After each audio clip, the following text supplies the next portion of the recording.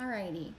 So, before we get started, I do want to set up some norms. If you are a listener, if you don't mind keeping your mic off, and we're here just to listen and to learn. Okay, I'll be back. Um, Be back. and Click on it. Okay, we're here to listen and learn, and I just want you to take this opportunity to do that.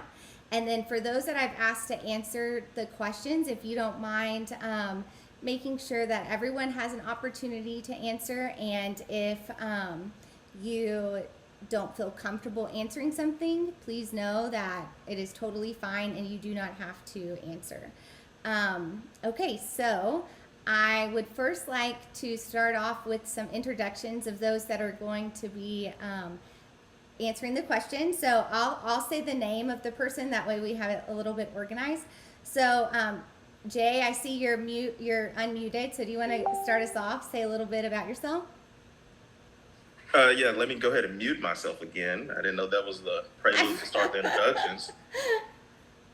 I'm Jay Brooks. I went to high school with Lindsay. I'm from the quote unquote greater Houston area, but I now reside in Charlotte, North Carolina. Um, I work in the financial industry, just for a little background, and I do a number of other things. Awesome. You also have a podcast.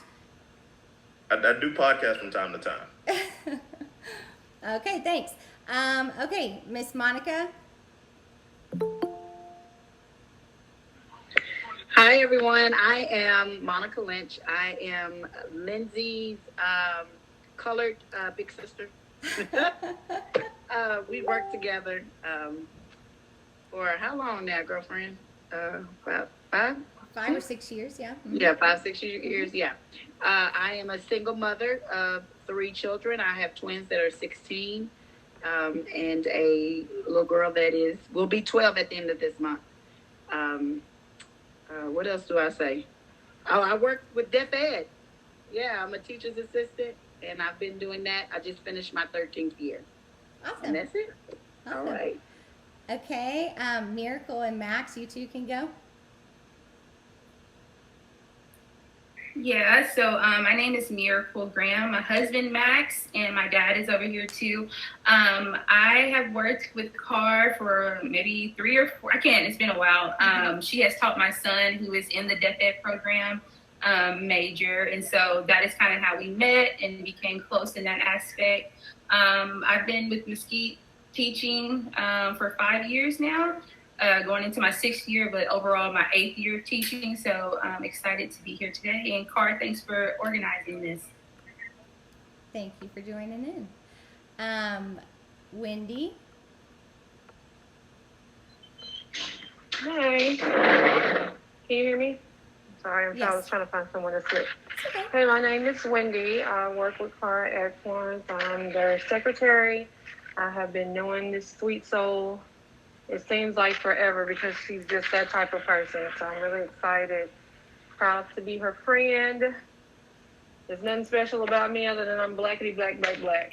I have 3 black boys, 1 black daughter, and I'm scared and concerned. So that's why I'm here to bring awareness and do whatever we need to do to make sure that my children and your children are not next.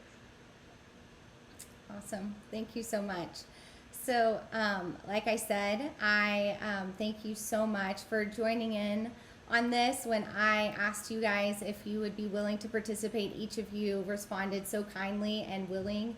And I am so grateful because I think that we all need to take an opportunity to sit back and to listen and to learn. I know some people have a hard time just sitting and listening. And so that's what we all plan to do. We have one more. I'm sorry, to what? I know We have one more. I know he Oh, cannot. okay. He cannot join. I know, unfortunately. No, I mean my cousin she did come. She's here, Christina. Oh, okay. Oh, perfect. Hi, She's Christina. here. Hi, I'm muting so we don't have the horrible feedback. My name is Christina Sowles. I am Wendy's cousin by marriage. Been knowing her, gosh, we met when we were about 14 or 15 years old.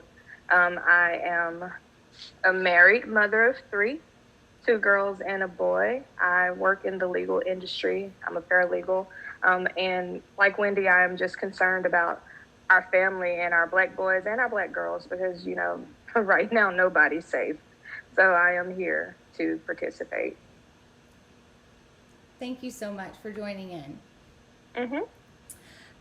Okay, so this is not to, I want to make sure that I state that I do not believe that one person can represent an entire race. I think that we all have our own opinions, but I think that when we're talking about topics that are affecting a specific race, it's important to ask those who are involved and to respect the opinions that they have from their own thoughts and their own experiences.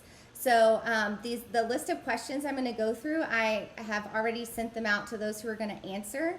And so, like I said, if you don't want to answer one of those questions, they have not told me what they're going to say or anything like that. But if you don't want to answer, that's fine. And let's just make sure that everyone has an opportunity to answer if they would like to. So the first question that I would like to ask you guys is just your experiences and your thoughts on police officers.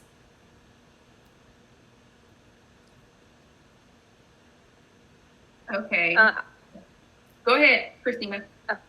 I'll be brief. I don't think all police officers are bad. I have family members that are in law enforcement. I do think that there are quite a few rotten apples. I think that, you know,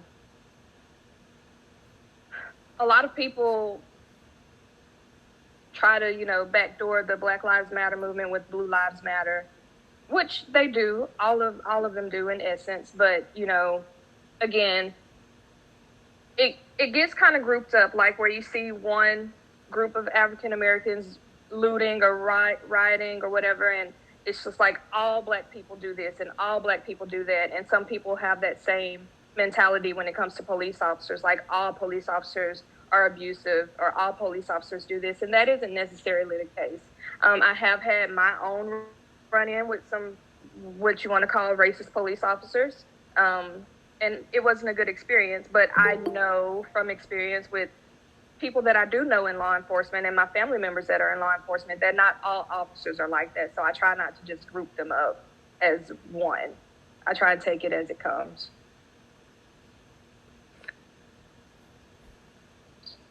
I totally agree with Christina that we know that not all officers are bad. We understand that, but we also understand that there, to me, almost feels like there are more bad than good, unfortunately.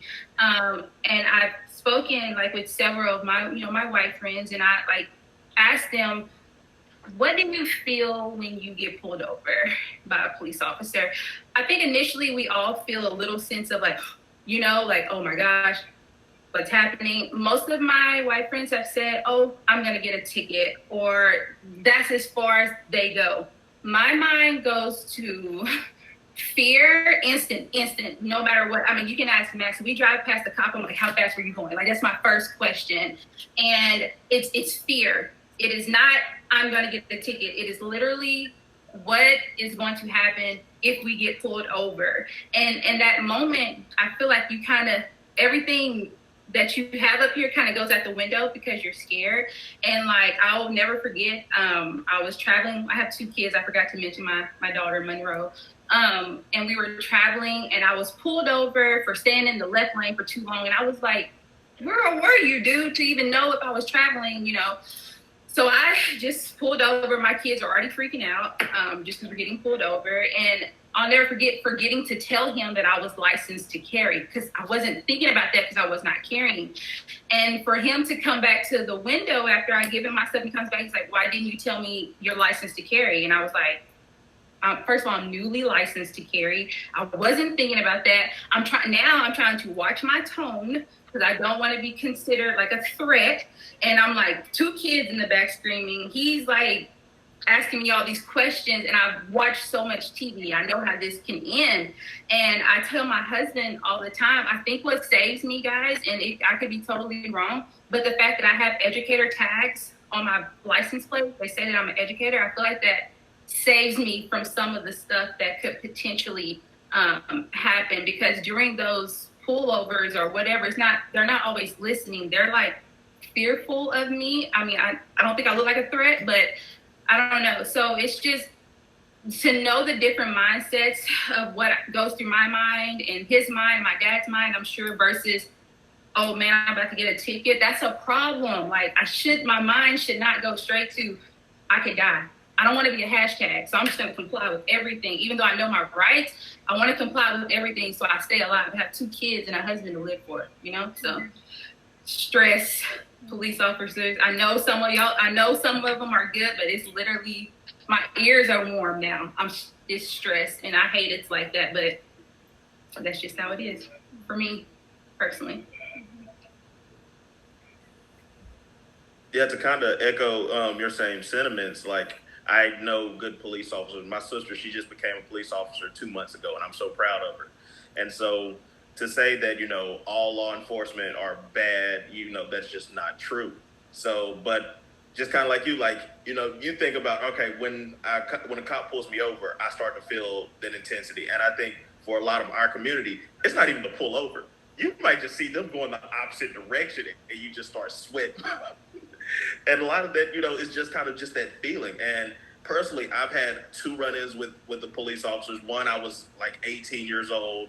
Me and my girlfriend, we were parked at a I think a convenience store. We had got off work and we were getting snacks, and he came up on us and he's like, well, what are y'all doing here? It's like, this is a convenience store. We're getting, and so he wants to look in the car. He's asking if we did drugs, and I'm like, in the middle of this parking lot with all these lights, but we're taught, be very compliant, keep your tone down, don't be a threat whatsoever.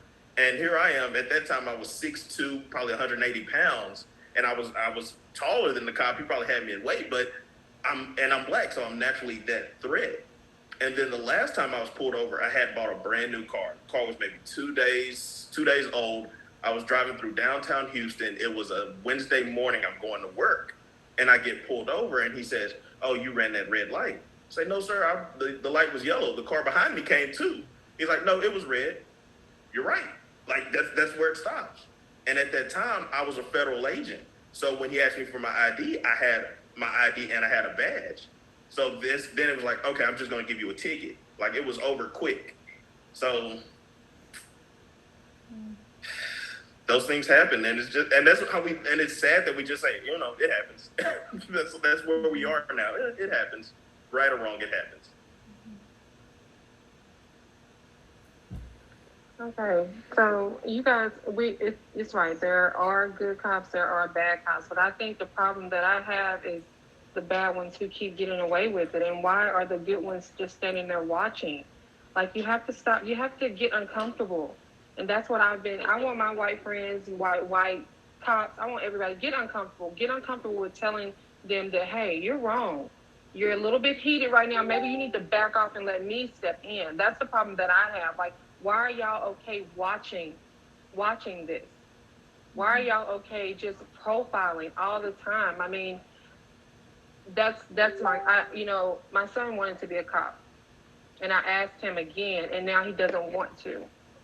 How can I don't blame him. You know what I'm saying? Where I would like to see more of, our, sons and cousins and uncles become cops, so that we can feel safe. I feel safer with a black cop pulling me over than if a white cop pulled me over. And that's just it. I'm like you guys. When you see that light or when you pass them, it's just like, it's sudden fear. It's like, am I going to get to go home? And when I pass, my brothers and my sisters getting pulled over, I'm like, do I need to sit across the street and watch and make sure that they're going to be able to go home to their family as well? And there are times that I have sat there and watched, just to make sure, and to be honest, if I find out that it is a white person being pulled over, I'm like, okay, they're going to be okay. So, say my little prayer, God protect them, just like I do anybody, and just keep going. But I'm just saying, if it was Jay, if it was Miracle, if it was, Max, no, I'm going to sit back and watch. And it's sad that we have to do that. No matter where I'm in a rush to go, It's like, what if I pass up them, and then they're the next hashtag? No, and no one is around. And then it's the little small towns that you go to that we have to worry about that, are mainly whites. And, it's okay, well, yeah, I'm going to need to sit here and worry. I hate that. They're supposed to protect us. They're the ones that we're supposed to go to. And it's like, I don't feel that I can go to them. And I hate that feeling. I don't want to feel like that. I want us to be able to know that they really protect and serve this color hand, not just, the other side. I need to be feeling safe around y'all.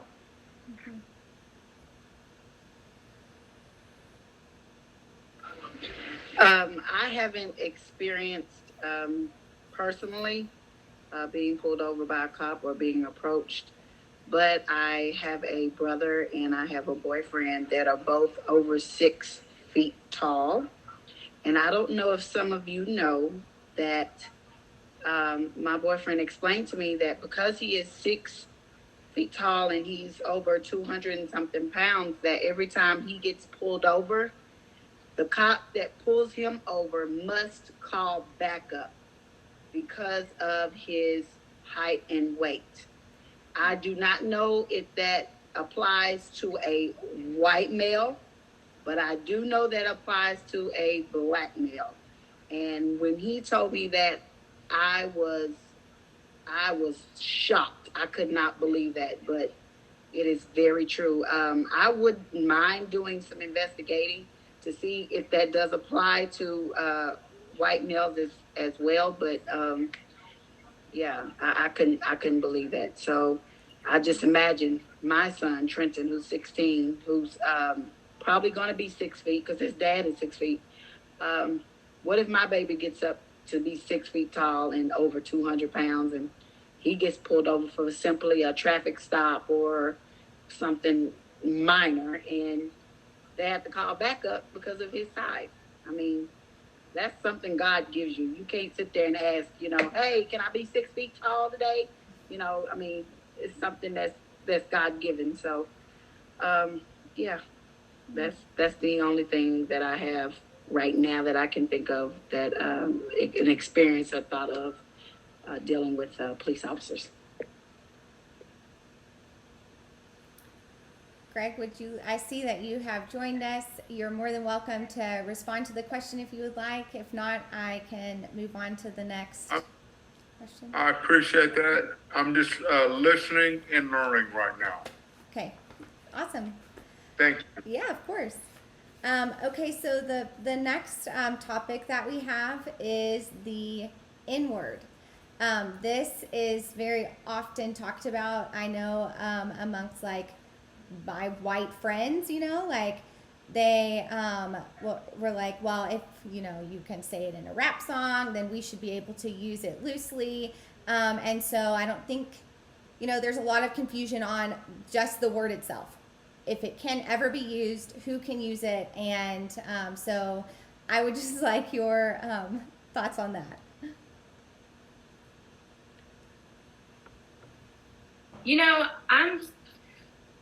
I'm trying to figure out the I guess obsession with the word nigger. Like I looked it up today too, over 100,000 words in the dictionary.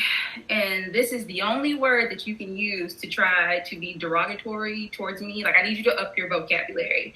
And I know people go from okay, people in black culture will pop off and say, nigga this. And we really should get rid of the word altogether.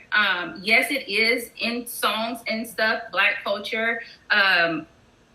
Can white people say it? I'm going to just say no. If you can't say the word and not be feeling like, is somebody going to say something to me, then you probably don't need to be saying it. Let us deal with our people and what we got going over here with this word. But most of the time, I feel like it's being used in a derogatory manner if it's coming from a person that is white. Whether you are saying it in a song or secretly saying it behind doors, it's just not right. Just get it out your vocabulary. For me, I had to just recently tell Major about the word. He had no clue. He's like, what? And I'm like, if anybody calls you that, says it to you, you need to come let mama know, and I'm gonna take care of it. It is a derogatory term, and to me, nigger is actually like an ignorant person. So most of the people that are trying to be mean to someone else, you're the nigger because you're ignorant right now. Now, Negro, that's a different thing, okay? Back in the old days, that's how we identified, and that's our culture. ER, N-I-G-G-E-R, we all know the word. That is an ignorant person. So really, honestly, if you're taking the time to be vindictive and nasty to somebody, you're literally calling yourself a nigger. And it's just like, you might as well just look in the mirror and be like, there we go.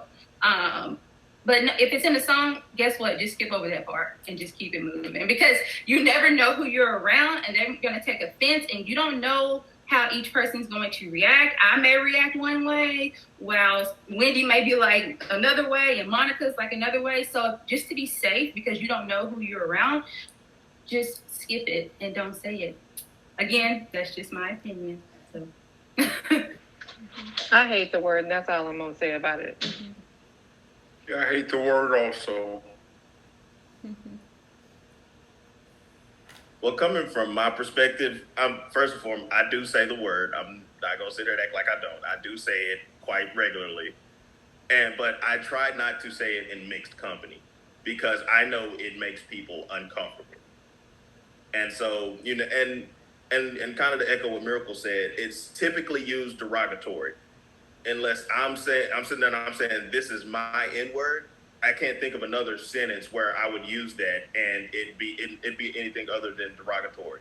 I could say these N words are crazy and it's being derogatory. You know, it's in a joking manner in our community, but yet it's still derogatory. And then as far as white people saying it, I mean, I would prefer that you not do it. But if you in your car alone and you listening to the Black Album and you happen to let one out, I hope nobody's around you. Amen to that. but I feel like if you get in the habit of saying it, it'll slip out in the wrong spot. Like you said, it's That a is true. word. It's literally just, it should just be gone. But if you saying it and you're singing it and then you just happen to be around and whoop, there it is, like you just don't know the reaction you're going to receive. Some Black people might be like, what did you just say? And some might have a whole nother, come about it. You have to be ready for what comes back at you when you say that word. Y'all, real talk, we as Black people, we've got to stop using it too. You know what I'm saying? Let's just put that out there. If we don't want them using it, then we shouldn't be using it toward each other, which no matter which way it comes. If we're, you know what I'm saying, being mean, or if we're being like, oh yeah, that's my nigga, we just need to stop it. You know what I'm saying? We have to show them how to treat us. Yes. So I think in that sense, it starts with us with that word. I'm just like, okay, Absolutely. you know, and I'm not going to say, like I said, I've slipped up and said it too, but I don't like the word. But I think even it needs to come out of our music, and it needs to come out of our mouths and our households as well. We have to be accountable as well. Absolutely. I would say just do away with the word altogether. But I mean, I look at it, I would say I'm a little bit more liberal with it, a more liberal view on it. Let me say that, because you have to look at, for me, the context that it's used in, because some people do use it, even though it can be derogatory, some people do use it as a term of endearment. It's different when you're saying it with the ER versus the A. Yes. And the context that you're using it in, the context that you're using it in. And you also have to look at the culture, the young culture today, because you can be having casual conversation and you don't necessarily have to be talking about a Black person. You can be talking about a Hispanic person, a white person. Man, let me tell you what this nigga just did. Just, in casual conversation, not necessarily saying a Black person. So, and then I have teenagers. I have 3 teenagers, and they don't use that word around me. And I try not to use it around them, but I'm pretty sure they use the word. I've heard Hispanic kids using the word. I've heard white kids using the word. I didn't take offense by it because of the context that it was being used in. And they were with their friends who were people of color also. And they were using it. I'll use this as an example. And I absolutely hate this. I don't say it to my girlfriends, but females calling each other a bitch. Like, bitch, girl. No, I absolutely hate it. And it's the exact same thing. Like, why is it okay for you to call your homegirl a bitch, but you saying it because you like her, you love her, and you, oh girl, you know, it's my bitch right here. It's the same Because thing. the good Just gossip come quit. after that. Quit, you know, just stop using it all together, but also Okay. don't get offended when somebody else uses it in that same context. It's all about the context for me. To back Okay, up, so- Go piggyback ahead, off Mark. of what Christina said, absolutely. With me being a mom of teenagers, I think I was at a basketball game and it was a bunch of Hispanic guys that were talking, and one of them busted out with nigga, and I was like, what? It like took me by surprise, and the twins had to educate me, like, mama, everybody calling everybody that now. It don't matter what your race is. And I was like, what? So it's like Christina said, it's in our culture now. It's in our Black culture, and it's not right. I mean, yeah, the use of the ER or the A is totally different. I looked it up. What is nigger? The definition is a contemptuous term for a black or dark-skinned person. You ask me, what does contemptuous mean? Scornful. Who wants to walk around calling each other nigger? And that's what the meaning of is. A contemptuous for a dark or colored person. So yes, Wendy, you're right, baby. We got to start with us. So the white people or the Hispanic people and whoever else thinks it's not okay, because it's not okay. So you're right. It does start with us. Miracle, Dad, getting on this, I don't like it in any context, period. I'm a sub teacher at the high school, and I hear the word, I hear it both sides, black, white, and I shut it down right when I hear it. Because where it originates from, it was meant to degrade people of color. And anybody that's saying it, I shut it down instantly. I say, you have to learn the history on that word. I don't like it. I don't like it in songs. I don't like people just speaking it at all, period. I didn't teach my daughter to use it. I didn't teach my daughter to use the word cracker. Anything that's degrading to any color. We don't play that, period. And I'm glad my daughter's a teacher. She's an educator now. But those words, it's just like it hurts when you hear that, period. It hurts. And it's just not right. And like I said, the young lady said, we have to start with ourselves. We don't want other people saying it. We shouldn't be saying it. So I shut it down instantly when I hear it, because it's just not right, period. Wow, thank you guys. I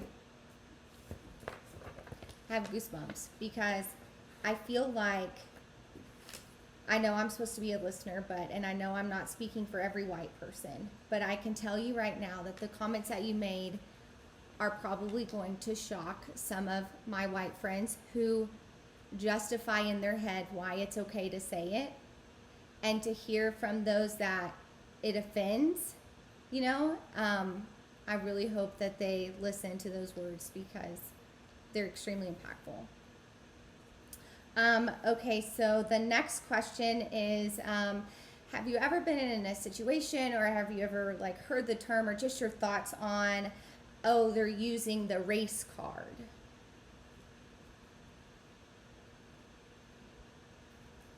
My thoughts race on card? that.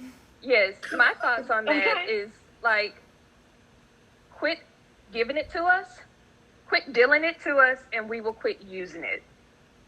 And really, that's just about it. Quit dealing it to us, and we will quit using it. And I hate when people say that, you know, everything isn't about race, but you have to look at the history of the United States of America. Take a deep, hard look at the history of this country and what it was built on. It was not built on love and kumbaya and all that stuff. They took this land from them Indians. They killed them. They murdered them. I mean, they did some horrific things to the Native Americans that were here. and then went to Africa and took our people and brought us over here and did the exact same thing. So no, this has been going on for centuries and ages, you know, and it's so embedded in the American spirit. It's so embedded that people, it happens and you don't even realize that it's happening.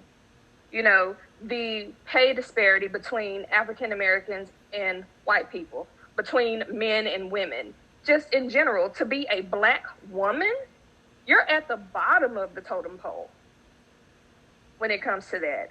And so it's like everything isn't about race, but a lot of times it is. 98% of the time it is, because it is so embodied into what America was built on that you do it unconsciously without even knowing it. That's just my take on it. I feel like race is the big joker and gender is the little joker for you spades players. Y'all catch that. But just saying that, you know, it's if it's not because you're a different race, it's going to be because you're a woman. And I mean that to me, that's really just how it boils down. I've witnessed that even working in the government, that, you know, they'll say, "Oh, Jay, you did a great job." You know, hey, I couldn't have done this without Christina. You know, this wouldn't have happened without Miracle walking me through. And I feel as men, we have to take that stand to make sure that, hey, we include women. And I think that our white counterparts need to say, "Oh yeah, Jay was here. Jay here. He was helping me. He showed me this," to let them know, like, hey, I know you're giving me this praise, but you need to spread this out. Like, I know what you're doing, and I want you to see that. No, I make sure that this person is included, because I think that's how you maximize your quote unquote white privilege. You make sure that people are included.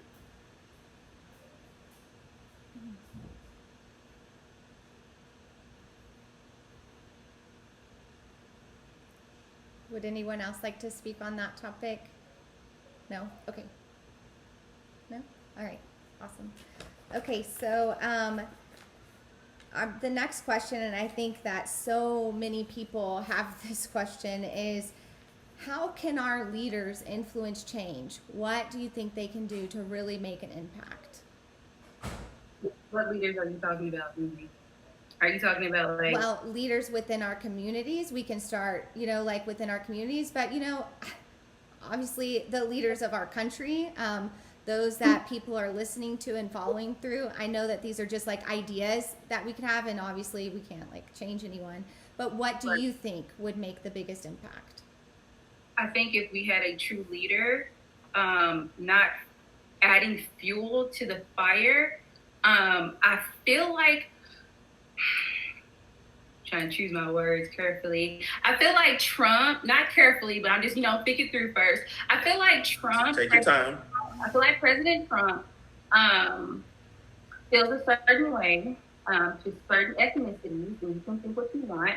And I feel like he gives off these vibes to people like, you can say what you want, you can do what you want, you can reply and talk to people like you want. And then you have other ethnicities that are like, no, you cannot. You can get caught out here in the streets. Like, don't play. And I feel like ever since he's gotten into office, like we all know, well, as a Black woman, I've known racism has been around since I've been born, and I'm 31. I have never seen like, what's the word? Like how used to be a timid racism. Like they say something here, say something there. Now it's just like blatant, in your face. I'm gonna do this, this, and this, and I'm like, you got the wrong generation for that. Like maybe back in the gap, way back then, you doing that would be okay. But now people are taking a stance and they're standing against what's wrong. But I feel like if you have a leader in position, like we're supposed to be this great country. We're all supposed to work together. We make this place how beautiful it is. But I literally feel like Trump tries to create a division between people, and it's not right. And then you have some people, because I think when he was first elected, the men that elected him or got him into office pretty much was like older white men that didn't really have an education. They just like, we want him, And so like that generation of people, they're stuck in their ways, if they get it before they go into the grave, great. If they don't, y'all almost one step out the way anyways. But it's just like, I just feel like he creates this division between cultures and ethnicities, and he makes it worse. And like the things that he says, like just yesterday we talked about George Floyd and how he's looking down on us. No, he shouldn't even be looking down on us. Like, where's your sincerity to this family? He doesn't care about job stuff because he's dead. You know, he's not here to care. So don't say that. It's just so. And some stuff, Trump, I'm just like, okay, he had a point there. But most of the stuff, I'm like, why did he even say that? Like, why does he feel the need to give this person? Like, I can't even tell you, like, ever since he got into office, like, how many white people will look at me like they got something to say to me, or like even at the burger shop the other day, this guy gets out of his car with his big old gun. I know we're licensed, you can open carry, which is fine, but literally like gets out like daring me to say something to him. And I'm like, bro, I'm just trying to get a burger and go home. Like, it's just crazy, like the it seems like the confidence that they have, because what do they see on TV? Person gets killed, person gets off. Person gets killed, person gets off. So they don't care. Like, I can say and do whatever I want to you. Why? Because I'm probably going to get away with it. And that's just, it's sad. That's scary to live in. You know what I'm saying? And then you get some people like me that's like, you know, what's up? Like, I'm tired of this. Like, it shouldn't be like a division like that. But it is. Like, they literally think they're the supreme race. And they're not. It's not fair. Like, I don't even know, but I just feel like if we had a true leader in positions that we would create unity and not try to create a division, and I feel like that's kind of what's happening. Lindsay, here's the thing.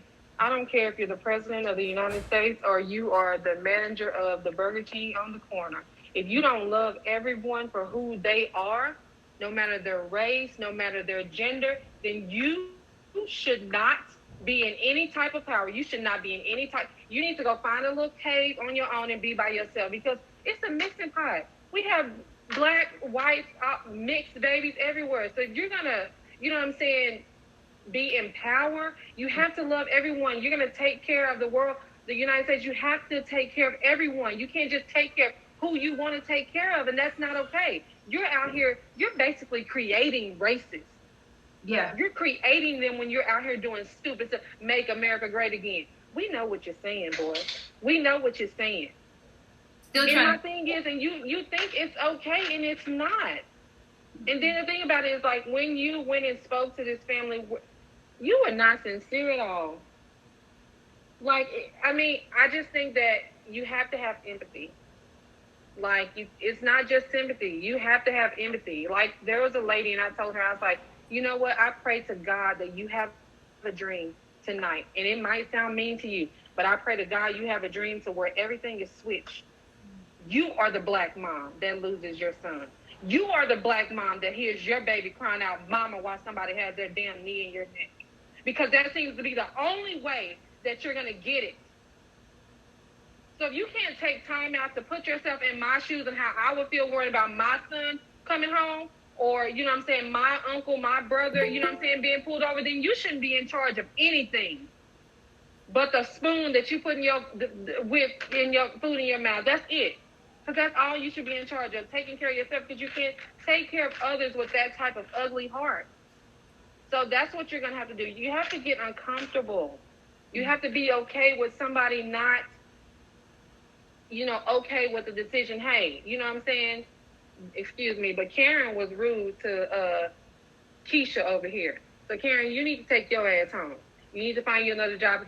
You have to be uncomfortable. You have to be okay with your white friends being like, why did you do that? You don't have to explain that to them.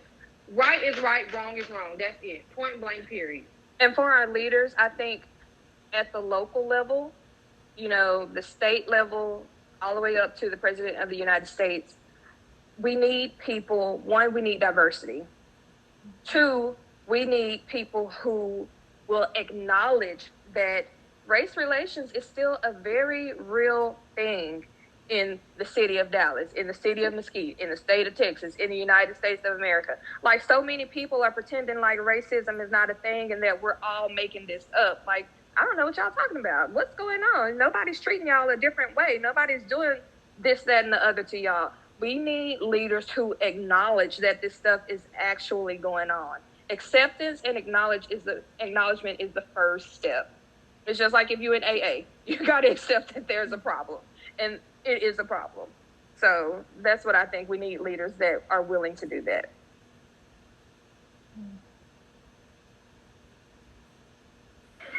As the old folks say, it starts from the rooter to the tutor and everybody in between. And you're absolutely right, Christina. You have to acknowledge it first and then accept it. And we all move on together. Absolutely. And speaking of Trump, I really don't talk about Trump a lot because my mom always taught me if you don't have nothing nice to say, don't say nothing at all.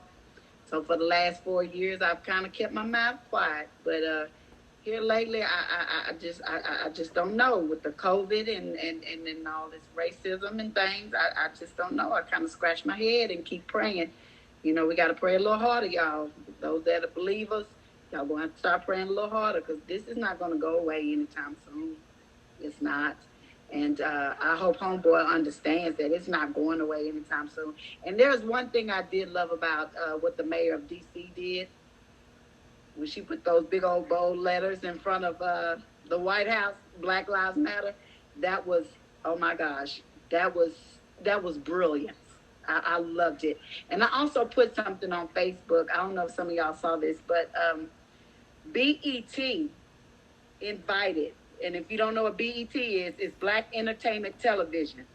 And they wanted to send out an invitation to Trump and Joe Biden, who are the presidential candidates, you know, that we're going to vote for in November, to a forum for Black people. And I said, the first thing I said to myself was, yes, I'm here for it. Let's do it. And then I got to thinking, Trump ain't going to do that.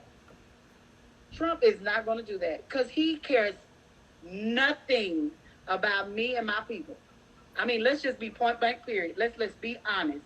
Trump cares nothing about the Black community. So I can't even see him being there. You know what I'm saying? So, but that would be a wonderful start if he would do that. If he come off his high horse and be human for about an hour or two. And just work and talk with us. I mean, it would be a beautiful sight. But hey, I'm keep praying on that though. I seen Becca cringe like, oh my God, are those our only two options? But when it comes to the president, to me, I look at it as he's been financially privileged his whole life. His father was a rich person, so there aren't too many minorities in his realm. There never have been, and the ones that are there now, they got there after him. So he doesn't have that sense of empathy. Like when Monica mentioned earlier that, you know, she hasn't had any run-in with police. So if she said, well, what do you mean police stereotype you guys? They don't do it to me. You know, that's just one particular instance. And if I said, I can't say, oh yeah, they stereotype everybody, because here's Monica who hasn't had that interaction. And for him, he's like, oh, there's no race problem. Yeah, because you don't have those minorities around you. You don't have like you don't have Oprah around you where she can say, oh, as a child coming up, you know, I had these issues. Or you don't have, I forget the guy from Mexico. He's like one of the top 3-4 richest people in the world. You know, you don't understand their culture because you haven't been exposed to those things. So it's a lot about the exposure, and he doesn't have that exposure. So a lot of it comes from, is it the word's ignorance? I think that's where it comes from because he just doesn't know. And he doesn't have a PR person. God, get a PR person. I think even if he had a PR person, he would still do the things that he's doing. You have to lead by example. Even if, I think we can't give him that out card, because I feel like I don't have to know what someone has been through, or, you know, or I don't have to have gone through it myself to be able to, you know what I'm saying, have a heart. You know, Jay, I have never, you know what I'm saying, got my, you know, finger broken or whatever you've been through to, you know, not care about your situation or not look into it. Like with the whole Waco situation, I didn't know anything about it. But you know what I'm going to do? I'm going to look into it so I can, know what's going on. Trump can look into it. Trump can, sit down and talk with these families and see what's going on with them, even though he already sees it. But sometimes I feel like white people don't want to see it. Like y'all don't, that's like when you said race card, what race card? You don't want to see it, but it's there. You know what I'm saying? I might not have someone, lost someone the way that, Floyd's, but it's there. There's no excuse. There's no excuse for him. It's there, Trump. You need to do something about it. And you stand on that platform, get your fingers off Twitter and get your ass out in the streets and march with us and let this world know that you won't stand up for it. That's why I say, white people, y'all got to get uncomfortable. Uncomfortable. Because that's the only way that we're going to fix this if we do it together. We're stronger together. So, no, ain't no excuse for Trump. His ass is wrong. Point blank and period. Mm-hmm.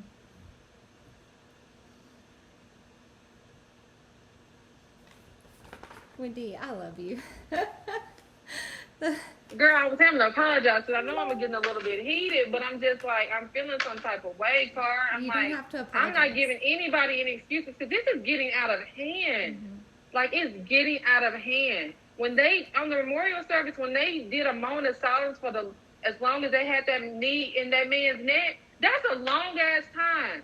Trump, you need to be mad about that. You need to be just as mad as I am. You can't have black friends, or black people around you and not be mad about it. Like, that's not okay. Wendy, he too busy being mad at Drew Brees. Really, girl? That's what we do. See, that's the type of president we have. That's the type. We don't need those type of leaders. You know what I'm saying? And it's not that we don't have. You know what I'm saying? We don't have respect for it because some people think that we don't have respect. It's disrespectful the way we talk about him. But look at the things that he's doing. Like, you can't be a leader and act like that. You know what I'm saying? It's like, if I'm going to be a boss and I'm going to come in, I need to speak to everybody. I don't just need to speak to Monica. I'm going to speak to Car ass too. I'm going to hug Car too, just like I hug Monica. And even if I don't hug Car, I'm going to respect her and speak to her. Because people are watching me. People are watching me be a leader. Kids are watching me be a leader. You have to lead the right way, showing that you love everybody, no matter what. Those are the type of leaders we need. If you ain't that type of leader, then you need to bow down. You need to step down. This ain't for you. Mm-hmm. And it literally, with Trump and all his little followers, it literally only takes him one time to show empathy and about the situation. And I got a feeling it would just diffuse the situation. But because he won't just come out and just say what's right about the situation, they don't care. But they follow him everywhere. We see it. We see it. I mean, come on, we see it. Mm-hmm. It only takes him to get on one press conference. We're not doing this no more, police. We're not doing this anymore. And I feel like it would literally just start to get better. But when you have a president who is hiding in his bunker and turning the lights off at the White House, I mean, what? Mm-hmm. What are we dealing with here? I don't know. And I know we got Trump and Biden, and it's just but I gotta hope maybe Biden might be a little bit better. At this moment, I'm for Michelle. She needed to come on back, and I will vote for her, and everything will be good. We got a black woman in the office. We good. But, anyways. Next question, Cora. Okay. Okay. I'll move it on. Okay. So, how do you think parents should approach educating their children about racism? I strongly believe that racism is taught. And from a young age, I watched this interview with Killer Mike. He's a rapper from Atlanta. And he said in 20 years, we could make drastic changes in our race relations in this country. And just think about it, in about 20 years, that's from a child starting, pre-K or kindergarten all the way through high school. So if you start teaching them at a young age about, the disparities that other races go through, and yet how we're still seen equal, and not to get too religious or anything, but, the state, they separate church and state very loosely, but, in God's eyes, we're all equal. So if you take that as your foundation and you build upon that from the time they're in kindergarten and pre-K, because you see so many pictures on all kinds of social media where, you know, it's this little black boy and this little white boy and they're best friends. They get the same haircut to look alike. You know, eventually somebody has to teach them that y'all aren't the same. Mm-hmm. So I think if we start to get away from that concept of saying, no, we're not this, you know, you are still the same, even though your skin color is different. I do believe that in 20 years, we could see like a great change. I agree. Yes, we need woke babies right now at age 4. Like, teach them, like, yes, there is most definitely a difference between our black babies and the white babies. It just is. They need to know. Show them what's going on. Yeah, they're young, but they're old enough to understand, hey, is this right? Do you think that this is right, what's happening right now? They'll tell you. They are very smart human beings. And like Jay said, racism, I totally feel like it's definitely taught. Point blank simple. The kids have no idea. Just like Roro, she's 4, no clue about colors. She just knows she has friends that she likes to play with. And then you have the parents that get in the way of that with their feelings and whatever they've been taught, and they spew that into their kids, you know, and the kids don't even know why they feel this way. It's because they've been taught. But also they need to know, like Monroe has to know, yeah, you got this little white friend over here, but right now, Roro, what she can do, you might not can do. Or Major, what your friend can say, you may not can say that right now, because that could be the difference between life and death. You know, there are some things that Clark could probably go out and say to a police officer right now, and she's gonna be okay. But let Miracle say it, girl, you on the pavement, and you hope that's the worst you get, you know? But I feel like, again, like Wendy said, get uncomfortable. Don't be so caught up like, oh, I'm not a racist. I'm not this. I'm not this. That's fine. But your kids need to be aware of what's going on. Like, speaking for me, I'm not over here telling my kids, you can't play with white people. You can't play with Hispanic kids. That's all they play with, first of all. But I also took the time to let Major know, hey, this is George Floyd. Look at what happened. How do you feel about this, Major? His knee is in his neck. He's saying he can't breathe. How do you feel, Major? He doesn't think that, right? I need my son to know that there are some good and there are also some bad. I don't need him to be in a bubble where something happens to him and he's like, oh my God, freaking out. Like, no, I need him to know that some part of the world is bad. I don't want him living in a bubble. I need him to know that there are some differences. But if everybody is used to talking about it, and I feel like you grow from that and you get better and people learn, and I feel like their generation can really change some things. Like, even with the millennials, no, we're millennials, Gen Z, like my sister's age group, like they're like radical with it. Like, I've never seen anything like them before, and I feel like it can only get better. Like, they are taking a stance, y'all. We've never seen a movement like this before, and they are leading it. That is them leading that generation, plus millennials right there.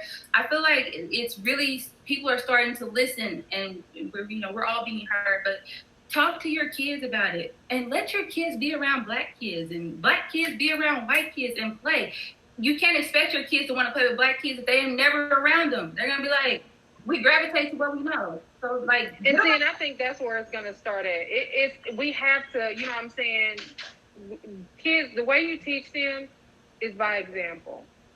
If, you know what I'm saying, hey, let your little white kids see you go hug a black person. Let them see you sit and have dinner with, you know what I'm saying, a black person. Take them to black museums and read black books, and get your kids books that have, you know what I'm saying, because we grew up, all the books that we saw had white kids in there. I don't barely remember ever seeing a black kid. So when at the book fairs that we would have at the school, I would buy my friend, her daughter, you know, the books with the little girl with the little Afro puffs, because, you know, she was like, stop buying her stuff. No, I need my baby to see that there are books with kids that look like her in it. Yeah. So go and get your kids some little books with little black kids in there, and let them know, hey, our hair is not the same, you know what I'm saying? Our skin is not the same, but the love we have for each other is the same.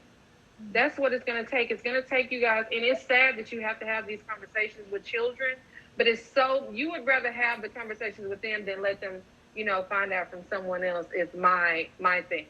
So yes, teach your kids, you know what I'm saying? And my thing is, hey, bring them on over here.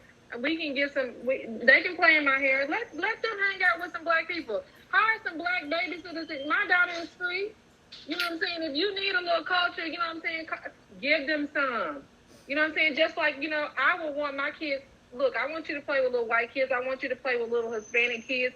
I want you to just see love. You know what I'm saying? Love, love, love. We can't say, you know, we can't see color because that's what's going on right now. So they're going to see it.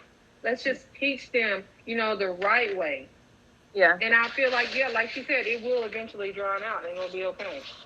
It is definitely a learned behavior. And like everybody else is saying, it starts at home. You have to teach your kids.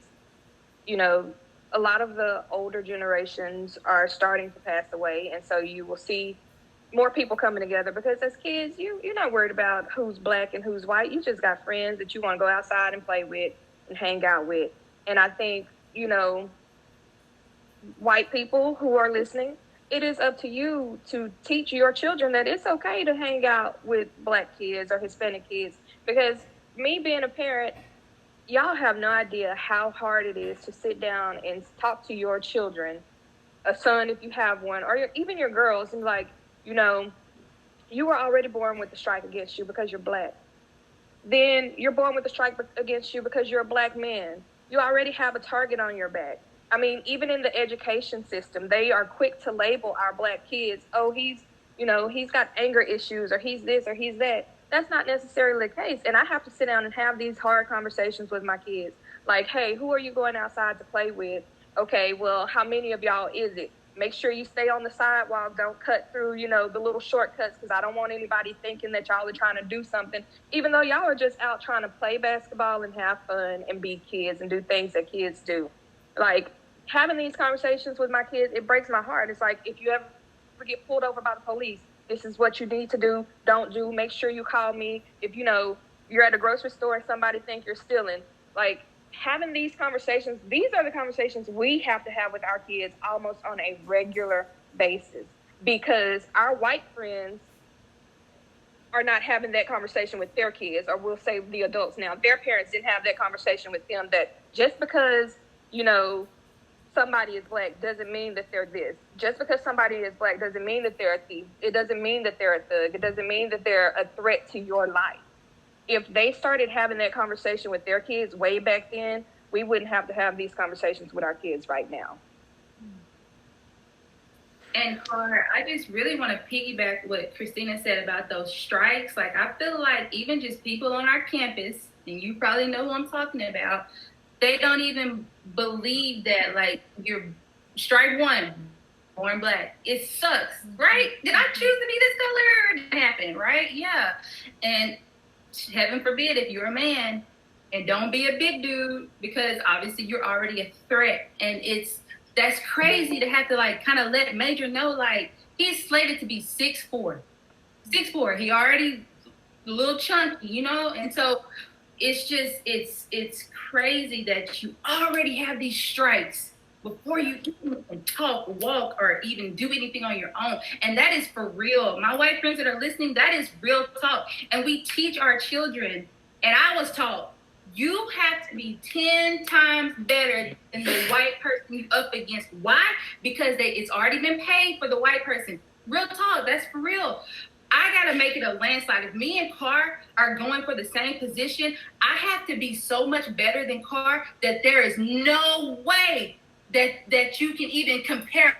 I could be so much better than her, so that it's not, no, it can't be close. It can't be close. No, I gotta be 10 times better than her to get the job. Absolutely. And y'all, that's so real. And I have been my kids that from since I was taught that, and that's true. I played sports in Texarkana. It didn't matter how good I was. I had to be better than everybody else to get the respect that I deserved. There was a girl playing a position that I had to go and take it and fight for it. Even though I was clearly better, I still had to go and prove myself. So we are literally out here having to teach our babies that you have to be, it cannot be close in any aspect. It has to be undeniable that it is mine, that the position belongs to me. Because if it's anywhere close, baby, it's gonna go to the white person. And it's just how it is, and it sucks. And maybe you'll get better. But as of right now, Major Graham, you gotta be 10 times better. You want that, 10 times better. You want valedictorian, you better work your butt off and make it not even close. Because I've seen people lose valedictorian and they had 1 point more than the other person, but still lost. It's just a mess, y'all. And unless you, again, Wendy said, become uncomfortable about the situations. But I do feel, Car, that I've seen a lot more of my white friends that are still on my Facebook that have made the cut for now, that are still there. They're becoming more accepting of white privilege and what that really is. It really exists, and we're just not pulling that out of somewhere. It's a real thing. And so that has been a nice change to actually see people acknowledge, yeah, there is truth to what they're saying. They're not just playing. Right. Lindsay Ray, the best part about being in pre-K, in Deaf Ed, we start accepting our babies at 3. And the best part when I was in there is that I saw two separate years.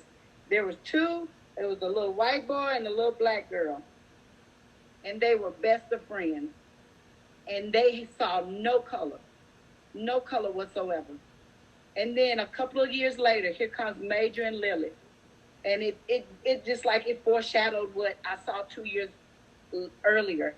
And that's why we say it is taught. Racism is taught. Because those babies were like this. You could not separate them. And it was just a beautiful, beautiful thing. And when George Floyd passed away, I wanted to write this on Facebook so bad. What is it now that I have to teach Trenton not to do? What now? What do I have to tell my baby not to do? What is it he can't do? He can't wear a hoodie. He can't go get Skittles. He can't go get a cup of tea. What is it? What is it I have to tell my baby not to do now? So yes, racism is taught, but teaching it to our kids is harder. It is harder because we don't want to see our babies on a pavement with the knee stuck in their neck for over 6, 7, 8 minutes because they can't breathe. So what am I supposed to tell Trenton this time? Somebody answer that one for me, because I want my baby to grow up and live a successful life without having interruptions with the police or or just the 2 guys that murdered Aubrey. They wasn't policemen. They was just in the neighborhood while the baby was jogging. So now Trenton can't go jog? Somebody tell me, what is it that I need to tell Trenton? Tell Trinity, tell Tamara, is it that they need to do so my babies won't be a hashtag, so my babies won't be on CNN, NBC, CBS, and all of them? Somebody tell me. That's what we go through every single day. Because at this point, the list has got to be extremely long of what not to do to stay alive. Don't, like Monica said, don't. I tell Max, he probably gets sick of me. I'm like, listen, don't even, how some people do a roll and stop? No, don't do a roll and stop. The light turning yellow, bro, just stop. Don't do it. Don't give them any reason. I don't want any interaction if I don't have to have it. If I see one coming down the street in their car, I will turn my back because I don't even want to talk to you. I live here. Cause it's scary because you got people getting killed in their houses. Their houses. You don't have to give them a reason now. There is nothing. It's called being alive and black. And that's just the point blank period truth. It's called being alive and black. You can't even. At first, it was comply. If you did what they told you to do, no, you comply and you still run the risk of losing your life. You comply and you still die. There is absolutely nothing at this point other than not being black anymore. And we can't do that. Can't really do that. We are who we are. Right. You can't even stand on the corner store and sell some CDs. Make a little money, hustle. You can't even do that. Be your own entrepreneur on the corner. You can't even do that. Because somebody going to find something wrong in that. Can't even walk the park.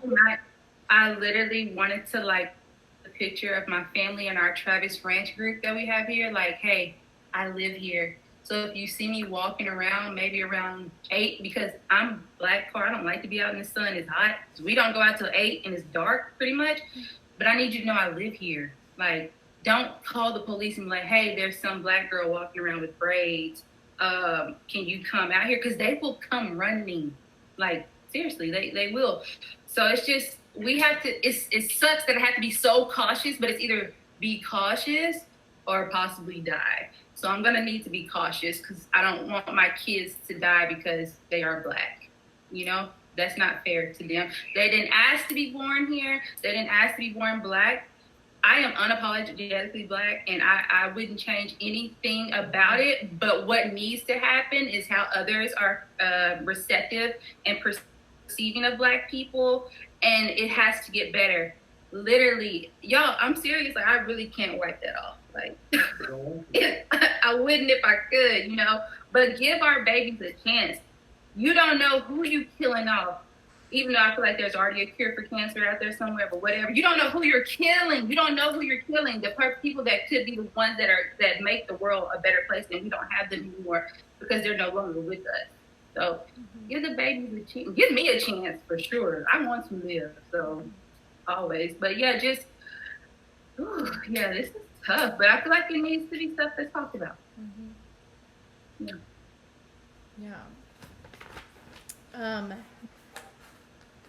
The next, Monica, I just want to say that I love your heart, and I love your children, and that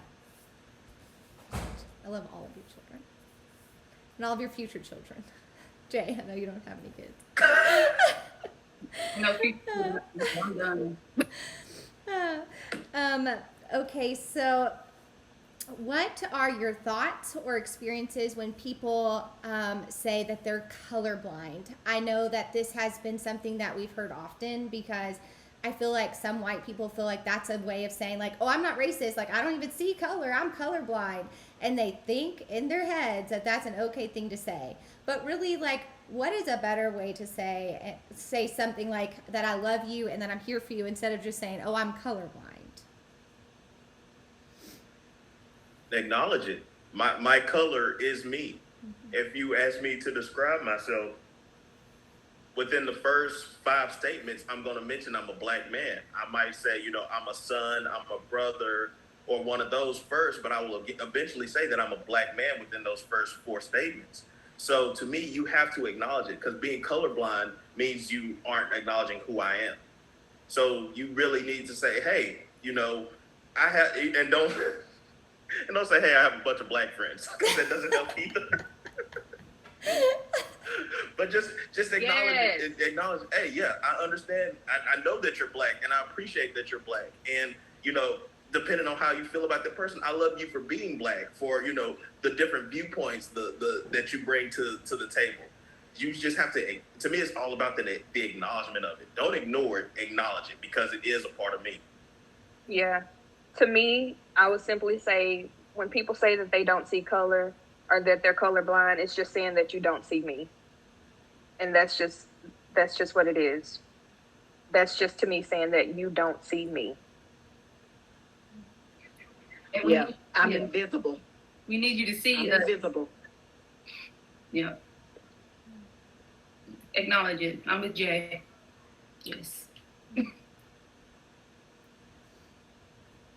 Okay, the next question is, what are your experiences or your thoughts when you've heard people say that you are the token black friend? Or they may not have said it to you, but you've heard someone say like, oh, it's the token black person or friend. I don't think I've ever really experienced that, but I have experienced where I'm the only black person sometimes. And I'm just like, and it makes me wonder, do you have any other black friends? Right. Because if you don't, I'm going to need you to get some more. Don't just let me be the only. And I mean, I really don't have a problem with it because I'm just like, I'm going to be fine no matter what room I'm in because I think I'm the shit. So I'm going to be all right. But just with everything going on, I was kind of like on edge because I had a friend invite me over to her house, and to be honest, like when I exited her exit, like I started to tear up, and I was just like, I didn't want to go anymore. But I can't let fear stop me from living my life. You know what I'm saying? I, trust her that, that I'm going to be safe going, but it's not even just going to her house. I know, I'm going to be safe in her house, but on the way to your house, am I going to be safe? Are people, going to be suspicious because I'm going to your house and think, what is she doing in this neighborhood? You know what I'm saying? So that's the part that worries me. I'm not the only black person going over there. You know what I'm saying? Or if it's a group of us going over there, are they on, ooh, I got to watch now. But yeah, I've never been in an experience that I just feel like, I have more than one white friend, more than one Mexican friend. Why do you not only have one black friend? Right. Why is there only one black person here? And I mean, that just makes me wonder, okay, are you, and not with my friends, but I'm just saying, if I'm looking at them like, are you inviting them so you'll make sure, that whole thing, I'm not a racist, I don't see color. I have this one black friend in my picture. Just like when you saw movies and TV shows on Saved by the Bell, Lisa was the one black kid, or it was always one black kid in the background. What are the rest of them? That's all I'm saying. Is like, where are the rest of your black friends? They were living in Bayside, girl. But Wendy, I agree with you. My only thing is, when I come to your event, I feel like all the white people that are at your event should be on the same level, and I shouldn't be getting like these weird looks. I'm like, okay, do they know you got black friends? Because she's looking at me a little weird, and I'm not really understanding like what she got going. I feel like, are they around black people ever? Because we can see it, y'all. Walking in, it's just like, I'm like, what's the problem? So, like, if anybody comes to my house or whatever, I want everybody to feel comfortable. You walking in like it's a family situation, like we laugh, hee hee ha ha. But I don't always feel that when I go to some of my white friends' events. I'm like, this is awkward. I tell Max, like, we're not gonna be here long, so I can't deal with like I know you want me here. Do your friends want me here? Because they need to know about me. You're not gonna hide me. That's not how this works. I don't hide you. You're not gonna hide me. Like, we're in this interracial relationship right now, and they need to know about me. So yeah, right. We both love each other. You know what I'm saying? Yeah. Let them know it is what it is with us. Let them know about me and how I'm coming, and we'll have a good time. But walking up and not feeling like, I'm just like, don't have me out here crazy. Have me when you have your friends that like black people over. Don't have me. I think that's the fear when we do go. How is it going to be when I walk into here and I know I'm the only black person? You know what I'm saying? Or, you know what I'm saying? They're going to be warm, or they're going to be looking at me like, just like you said, they didn't know about, your black friend that was coming. But I haven't really, ran into that problem. But I have been in several situations where I can even go back as far as to kindergarten. Oh, y'all, this was one white boy. I loved him, y'all, in kindergarten. I just thought that was going to be my husband, Christopher. Oh, I loved him. I promise you, I went to the party. I was the only little black girl there. And it was so weird. Even at that age, I knew that I was different from everyone. I knew. And then this little girl, she wasted cheese on my dress. And mind, she was a white girl. I thought she did it on purpose because I thought she was trying to get my man. So I was embarrassed, but they made me feel welcome. But I'm just like, I just don't understand why when I do go places, there are not very many black people in this event. Like, and I want to ask sometimes, am I your only black friend? Because it's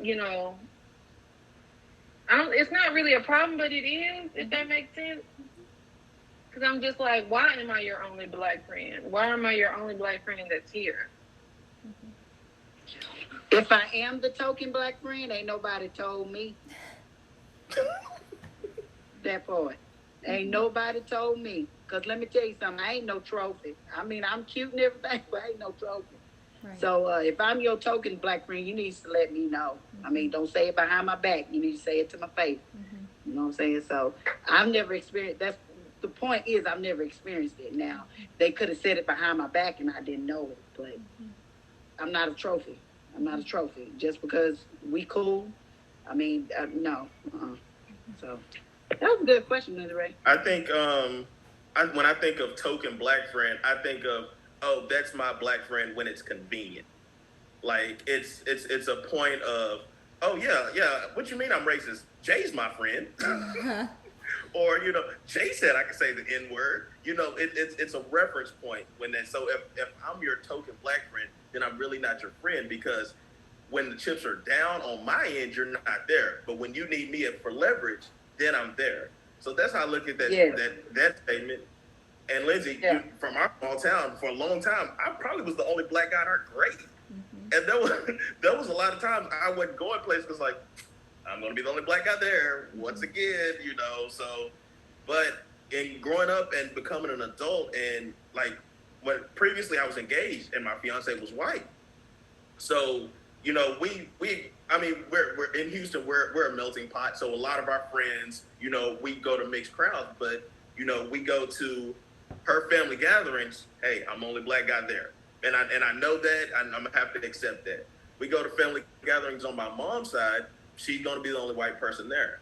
On my dad's side, it's a little more diverse, so it's more of a mix, and it was a lot easier. But, you know, it's a situation like that, it's just kind of what you accept. But as far as, like, if I'm throwing a party and I know, hey, I want to invite, you know, this white person, but I'm gonna make sure that I invite enough white people there that they kind of feel comfortable. Yeah. Even if you don't know them, it's like, you know, hey, and this gonna sound bad, but hey, you're white. They got a friend. They got a friend. Just kind of like we walk into a party, we see other black people. Hey, you give them that head nod. All right, we here. It creates a sense of safety, like a little safety. I got my white friend over there, got my Mexican friend here, got my black friend. We good. I need somebody to gravitate just in case stuff go left. I need somebody in my corner. Somebody. Yeah. I don't like being the only black person and stuff. Start inviting more black people.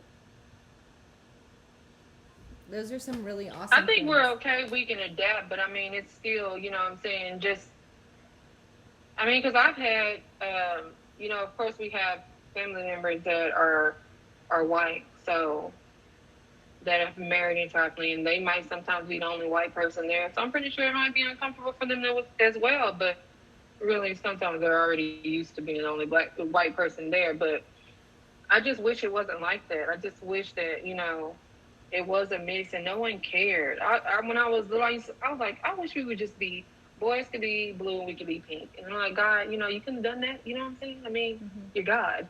So, but I mean, I think all of the shades are beautiful. Like, I mean, from my little white friends who just pale and ain't had no sun, to my little suntan ones, to my little, you know what I'm saying, so black they blue, you know, black sisters and brothers, to the ones who are light bright next to white. I just think we just need to see people for who they are and just the beauty in them. But I mean, it's not like that. So we have to raise this awareness, you know, and start teaching at home that, you know, just love people, just period. Not that freaking hard. The next, okay, so I also want to say that it is 4:30. So we've gotten through 7 out of 13 questions. So I don't know if I know, but that's great. I'm so happy because all the points have been well thought out and talked about, and so I don't want to rush anything. So my question is, do we want to maybe do one more question and then set up another time, or do we want to just try to go through all 13? What's your vote? Well, I have an engagement at 5, so Okay. I would vote for one more, and then we can definitely do the rest next time. That's my vote. If that's on y'all. I agree. I'm good with that. Okay. Second, Yeah, I agree. Okay, perfect. Okay, so I won't. So then the next question, I'm actually going to skip and save it for the next time because I feel like it'll be a longer discussion. So I'll move to one that they all might be, but the next question I think that we'll end it with, and so that way people know. I hear this question all the time, and I don't know why people ask me and they're not asking their black friends, but well, what do we say? African American, Black, or people of color? And so I am just going to go ahead and ask you guys, what should, when people are talking about their Black friends or African American friends, what should they say?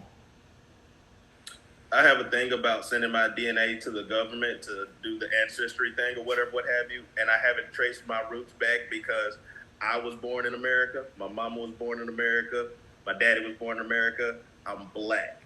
I'm not African American. I'm American, but I'm Black. I agree with Jay. I am Black. Start with my name first. You probably should know my name. I'm Miracle, and I'm a Black, strong sister who was born in Texarkana, Texas. You know, but like Jay said, I have not traced back that far. So for me to say that I'm African American like that, we haven't traced back that far to know. So I am Black, but if you reference me, my friend Miracle, you know, she's my Black friend. If you feel the need to say that, I don't know how many white miracles there are, but I kind of feel like with my name, you probably can kind of guess she's probably Black. But yeah, so you have a preference, Dad? It's just American, period, but Black, yes. Well, we should have to have a title like that. We all Americans. You know, we don't say, here's my white American. I mean, we are all American. Just call us by our name and go from there. You know, my name is Curtis Thurston, period. So. But if you say something like little Black girl or something like that, then it's a problem. Like, just stray away from that. But just, I'm your Black friend, sure. Lindsay, I'm your Black friend named Miracle, okay? Just to go off of what they just said. Oh, he talks. Just to go off of what they said. Land is African, so we all know that. I don't say European white. I don't say African American. I'm a Black man, and that's who I am. I'd rather you call me by Max, Maxie, Coach Graham, Mr. Graham. All the kids at the school know me by Coach Graham or Mr. Max. I'm Miracle's husband most of the time for my friends. But if you ask me, what I would say is just call me Max. Call me my name. I don't have to be Black. I don't have to be African American. You don't have to be European white. I don't have to be whatever you want to be. You just call me my name. If you don't know my name, come ask what's my name. Yeah, if you were like describing me, I would much rather you say, oh, he's about 6 feet tall, 220 pounds, Black guy. Because I don't know, African American just doesn't. I don't know it. I don't know. It sounds like you're trying to be politically correct when you say African American. Exactly. In my opinion, like you're afraid to say Black person, and I'm American, and my family is a melting pot. We have too much running through our blood. I identify as Black, but you know, my great grandmother was white, so you know, like I'm American. I was born here in America, just like you were.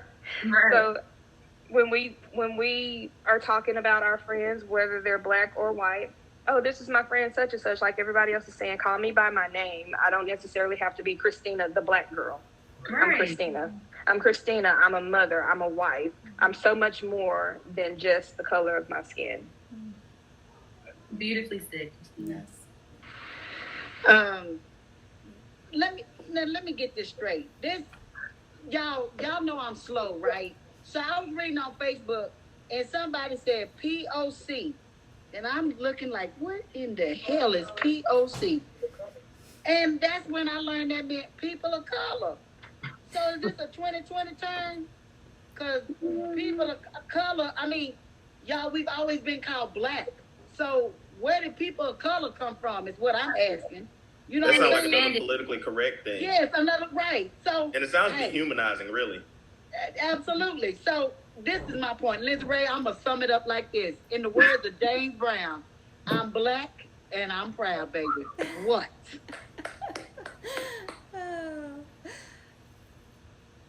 Oh my gosh, I love you guys. And I want to also admit, sorry, my kids are trying to run out. My husband's done a great job keeping them in there. But I want to admit, even my Facebook post, I said African American friends because I thought that's how be politically correct. Honestly, like, I'm gonna be straight up honest. So when I do the next one, I will say my black friends, because, and I only reason why I'm not calling you by your name is because I wanted people to know like the topic and what we were discussing. But yeah, I think that your name should always come first, and your heart is what's most important. And I want to say thank you so much for sharing your heart and sharing your thoughts and being so honest. And a lot of these questions, like I told you guys when I was asking around to get questions to even ask, these weren't all just formulated by me. Actually, none of them were. It was more me asking people. I didn't even want to send them because I felt uncomfortable, because I didn't want anyone to think that these were my thoughts. You know what I mean? But these need to be asked. And so I'm just so, so, so incredibly grateful to each and every one of you. And we'll be seeing you again because we got some more to ask. And so I can't wait. I can't wait. So, Karen, before we go, I want Yes. this.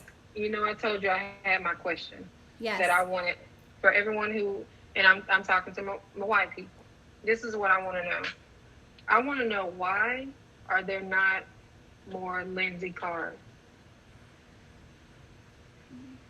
I need to know that. I need to know why you guys are okay with getting on a post on your Black Friends page, clicking like, typing in your little comments.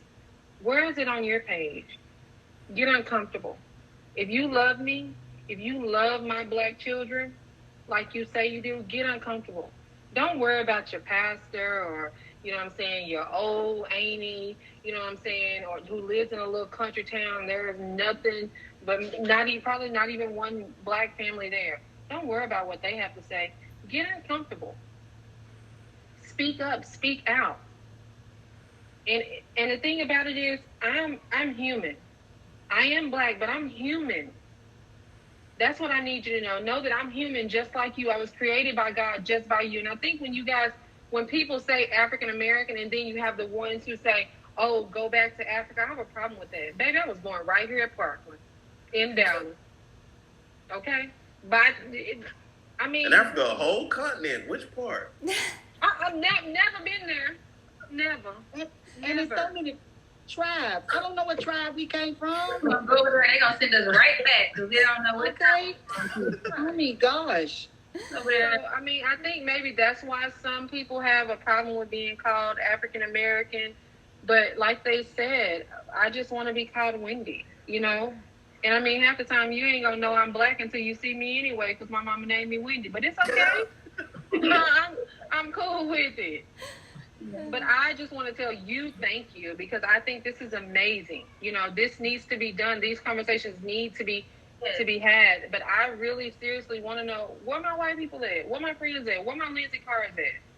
And if your posts start getting too out of control, we will come in and help push back on your status, because I've done it so many times. So don't be afraid, because I will come and have your bag. Right. Just know. Like, that's real right there. I have to let somebody know, because she felt like she said that there are some Black people who didn't want white people to join in with them because they felt it took away from the movement. I said, girl, let me tell you something.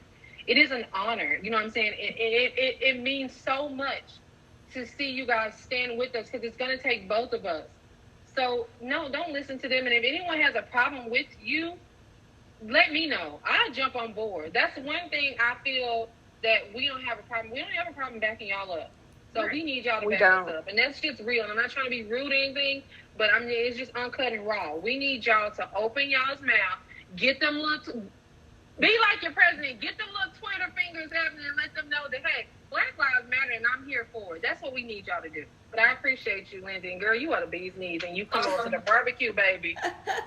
It does take a strong person to do this, to take the stance that you have. Even your comment on my post, like, I felt that right in my heart, and I appreciate it. Mm-hmm. Yeah, like I said on one of mine, I just felt like some people were really reaching, and I don't know if y'all know what reaching means, but it's like you trying to get some attention, and I don't do that. If you are for us, you're for us, but don't pretend to be for us and you're really not for us. So if you're serious about this, come on, join the bandwagon. Let's go. Let's do this. But don't be like that on Facebook, and then on the other end, you hiding your hand while you trying to throw a stone. Don't do that. Don't reach. And by the way, speaking of my name is Monica, but my government name, so that's Spanish, right? Monica is Spanish. But you add Lusha Monica, and there go that black. What? Man, I don't really know you pretty well, but I'm beginning just listening to you. And I want to say I appreciate you. I thank you. In Miracle's dad, and just seeing the things that you're trying to do. And let me tell you one thing, all blacks can tell you. If you have a black friend, you have a black friend. I'm telling you, you have a friend. We will have your back. You go in the black neighborhood, we got your back. Come on, Papa Thurston. Come on. I promise you that. If we know we can trust you, Yes, sir. in this situation, we are it's just all about love. That's what we are about. That's what I taught my kids. And we can love everybody, and that's what we do. As Martin Luther King said, don't judge me by the skin color. Judge me by the content of my character. That's what it's about. Don't that's it in a nutshell. Treat me like you want to be treated, and you're gonna have a friend for life. I promise you that. And Clark, just think what I want everybody to think about. Think about everything that black people have been through, 400 years of slavery, all this stuff we've been through, all these killings, everything. And Lizzie, you still got people sitting right here with you, talking to you, loving you, appreciating you. Still, after all of that, and I know they say we are such a forgiving, and we are, but we are learning to also fight back. But I just want you to know, look at, you still have people that are like for you and appreciate you. Even though you went through so much, girl, just in the last 3 weeks, I can tell you all the people that feel that are black, you know, but still want to be here and help educate. Like, y'all, white people will have a problem when black people decide they want revenge. We don't want revenge, not right now. We got to fix it. We just want we want equality. We want literally to be equal and not be treated differently. That's it. Nobody's gonna make anybody become a slave. Like repay y'all with slavery. Like, no, we can all coexist in this world together. Like it's just so frustrating because it's just like, how much do we have to do and give to like let y'all know like I am human. I just want to work, and I just want to do what I can to help my community. And one last thing I'm gonna say, just because I am pro-black and I am 1,000% pro-black, look at my skin and I'm black, but that does not mean I'm anti anybody else. Like, no, you're not gonna get that hate from me ever, unless you have done something to me. I'm gonna have a problem.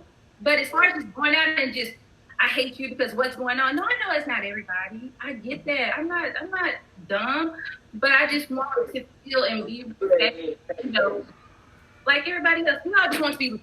We want to be loved too. We want to be accepted for what we are. Absolutely. Because you're not gonna just like when that old white man got pushed down the other day, he was bleeding out. I wasn't like, oh well. No, he was like, oh my God, like. No, we had a problem with that too. We had a problem with that too. It's not just all black people. Like, no, I got a problem with Hispanics. I got a problem with white people getting pushed down like that. No, because I'm human and I know what's right is right. Right. And we can. Period. That's what it is. We're pro-rights. That's what it is. Pro-right. There you go. Right. If you're in the right, on your side. If the black guy's in the right, I'm on his side. Whoever is right, that's what we're about. Absolutely. Thank you, Lindsay Ray. We appreciate you, baby. I love all you guys We love so you. much. Girl, Thank you're you an so angel. much. Thank you. Thank you guys.